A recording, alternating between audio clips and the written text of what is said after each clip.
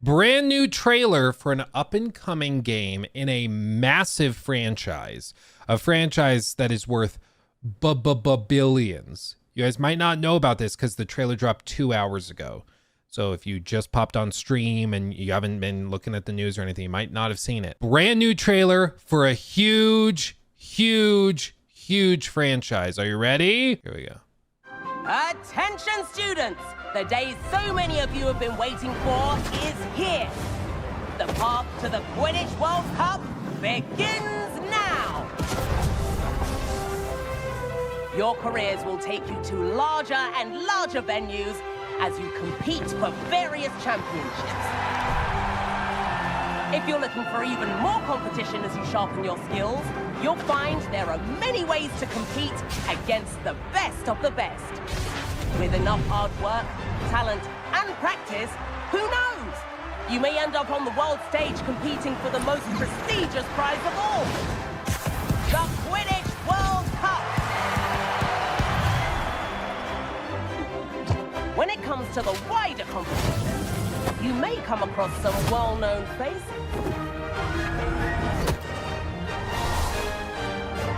And yes, I know how many of you like to express yourself. All athletes are encouraged to style themselves however they desire. All right, that's enough chit-chat. Now get to your brooms and get to work!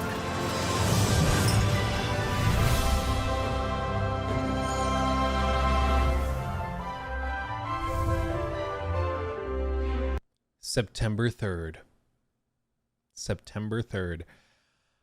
What do you think? I mean, honestly, for me, I just don't know how they turn that into like a big game nowadays. I just am not really sure. If you think back, there was the Quidditch game. Quidditch, it was on the GameCube, I think. I forget exactly what the name was. It World Cup? Yeah. So this game launched like 2003, okay? This is one of those OG movie tie-in games, and you can actually allegedly get it through like an emulator. So if you wanted to try it today, you could. Hypothetically, allegedly, I don't know how that would work, but allegedly you can do that. Okay, I've heard my friends have said that. But in 2003, I think this works. In 2024, I'm not sure what like legs it really has, because I booted this up. I got, a copy maybe last year, and I tried it, and it's fine for like, half an hour, 45 minutes. You're like, okay, I've got it figured out pretty much. But it kind of, you run into a wall after a little while. Like, where's the long-term progression? What's that? I think they could do it with like a career mode maybe in the new game. Maybe they could do it with ranked modes or something. I'm not really sure, but some people have gotten more information about it. Games Radar did an article just 2 hours ago. It looks like they got some information ahead of time, so they wrote this article and prepped it. But they said, thanks to its PS1 era snitch mechanics, Harry Potter Quidditch Champions' first gameplay trailer suggests Wizard Sport Tech hasn't moved on in 23 years. This is some Philosopher's Stone level snitch tech. What the hell does that mean? Well, let's see.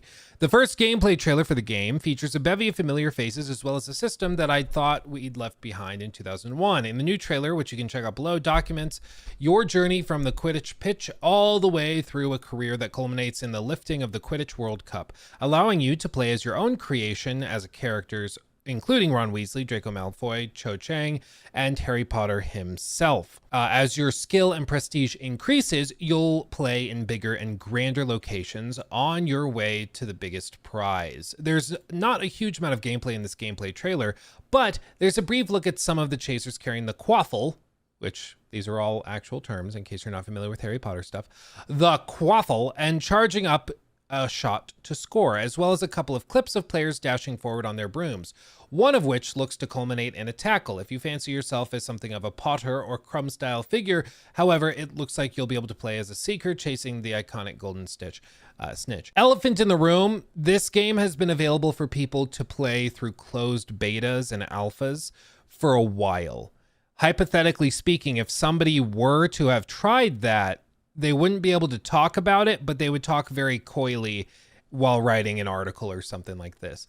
I don't know how many people out there like in terms of thousands of players or whatever, have gotten to play it. But there was that one case maybe middle of last year, I want to say, where a streamer got access to the game and tried to just start streaming the whole thing. And it was really awkward because everybody's like, yeah, you're definitely not allowed to be showing this. Dude basically ruined his career because of it. But this has been out there. People have been playing it and trying it. That, however, has thrown me a little because the brief snippet of secret footage we get takes me all the way back to 2001 and the PC and PS1 version of Harry Potter and the Philosopher's Stone. With limited official licensing and some meme-worthy character designs, those initial games don't necessarily live up to the standard that Hogwarts Legacy would set 20 years later. What they did have, however, was Quidditch, albeit a version of the game where Harry would chase the snitch through a series of colored hoops in the sky, passing through enough hoops, and you'd grab the prize. That was how EA chose to make Quidditch work more than 20 years ago, so imagine my surprise when I saw a dark-haired Gryffindor character dashing through colored hoops in the sky in an apparent attempt to close in on a fast-moving golden ball. It certainly looks from this admittedly brief clip that Quidditch tech hasn't really moved on in the past 2 decades. To be clear, calling this tech, I think, is not accurate. It's not a matter of tech, it's just a design choice. Because in the rules of Quidditch, and if we have any Harry Potter stans who can correct me if I get this wrong, please do. But basically, there's 2 parts of Quidditch where you're throwing the ball through the hoops to score. And then you also have the other side where you can have a seeker that's chasing down the golden snitch, which is like the ball with wings that's flying around.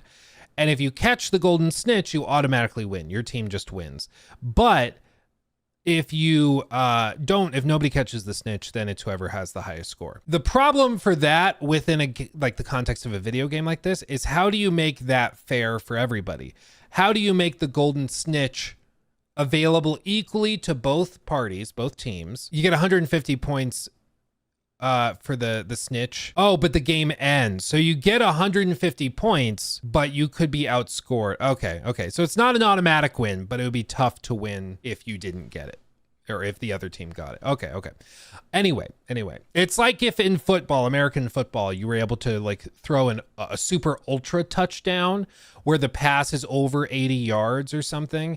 And if you do that, then you get like 35 points instead of just like 6, and you don't have to kick for extra points. You just get that automatically. So you score 35 points, then you go straight to the kickoff again. Like it's super, super unbalanced and kind of broken, which kind of makes sense because J.K. Rowling has no idea how to design a game. She's clearly capable when designing like a fantasy world that's interesting. Clearly she did that very well with Harry Potter, which is why it's huge. But she has no idea what she's doing when it comes to balancing a game that she made up in her book, which makes sense. Nobody's giving her like crap for that. But the point is, if you're going to try to turn that into a video game, it's tough to balance. And I'm sure that they've thought of that as well. It's like, how do you balance that if you're going to try to make it true to the books and everything? How does that work? And I'm not really sure.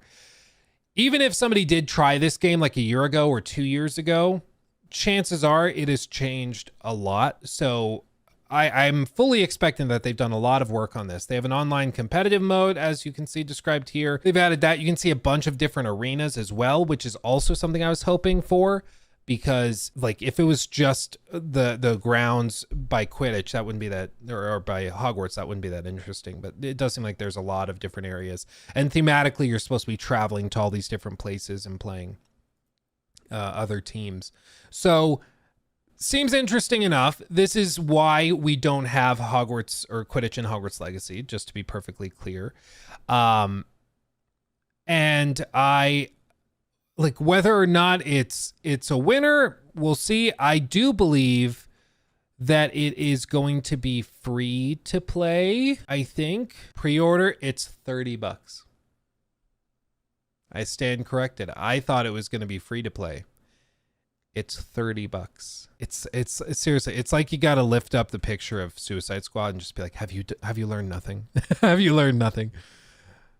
Oh man. Okay. Well, that's a bummer that it's 30, because this honestly seems like something you might play for a weekend and be like, okay, that was fun, and move on. But they're apparently like really trying to capitalize on it. But then again, I mean, let's just call it like it is. This is Harry Potter. There's a lot of more casual gamers and people that don't go deep into the gaming world except for very select games that probably jump on this. A lot of those millions of copies of Hogwarts Legacy went to people like that. And so it very well still could sell like 1 million copies. I mean, they're going to be pushing this. You're going to see this at Universal Studios, Orlando, and Hollywood. You're going to see this pushed at everywhere. I mean, it's going to be really, really pushed. And it very well may be that just like the game back in 2001 or 2003 rather, just like those games were targeted more for kids or more for just the movie fans, but not like hardcore gamers. Maybe this is the same thing. Like it's just not for the more hardcore live service group. What I will say is it's much more niche and unique than like a Concord or a Suicide Squad. They're competing against a lot less people. It seems maybe closest to like a Rocket League, maybe. But even then, it's Quidditch. Like there literally is not another Quidditch game. So if you're a big fan of Harry Potter and you're interested in Quidditch, this is the one game you can play to experience that. So at least on modern hardware. So maybe it pops off. I don't know. This is a big question mark for me. I really don't know how this works out, but we'll see. It launches on September 3rd. So cross that bridge when we come to it. But that was just announced a couple of hours ago with gameplay. So we've seen that now. We'll see what they do with it. Bite-sized Cobra. That's most definitely what's up. Most definitely is. How long until Hogwarts Quidditch dies? 3 months, 6 months, or a year? It looks like a mobile game. That's not what's up. I'm honestly not sure. Like, I think the big question mark though is like, it's not targeting people like us. Like it's not targeting gamers who play a lot of live service games or are really into this stuff.